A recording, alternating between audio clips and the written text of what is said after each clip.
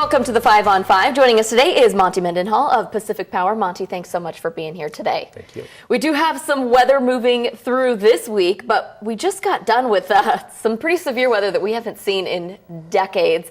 What kind of strain did that put on Pacific Power? Well, it put a good deal of strain on our system in particular. January 2nd, we started seeing some pretty severe weather, and there was wave after wave at it for about 10 days.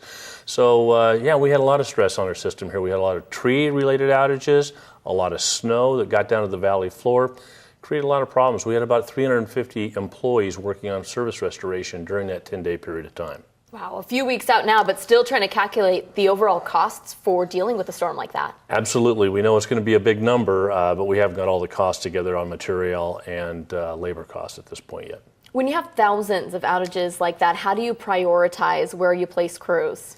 Well, the priority is, first of all, to reestablish your transmission system, make sure you got the transmission system that brings energy from outside of the area into our region, then getting the substations back up, then distributing the energy out on the circuits that we have that are the distribution circuits, basically to homes and businesses. So you start from a transmission perspective, substation perspective, and then the distribution lines are next. And we try to prioritize what we do as far as distribution circuits where we have urban areas, we have critical services, we try to get to them first.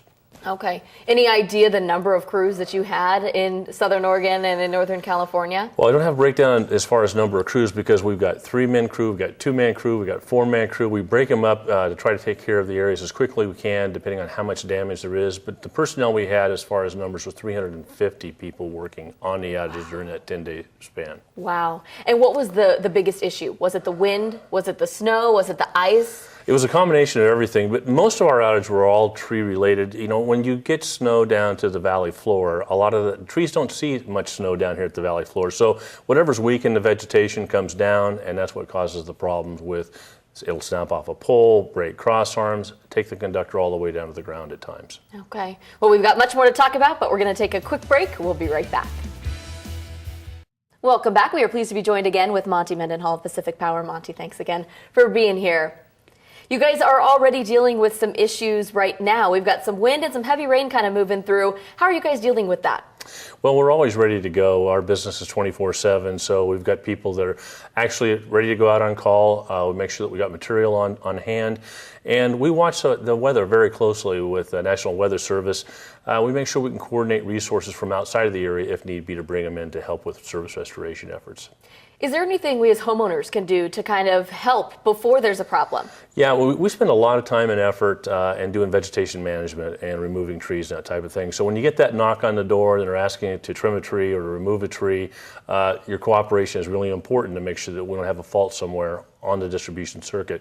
In addition to that, the line between the primary line that runs down the street that goes to your home, that service line there, if there's vegetation in between, try to keep that clear as best you can.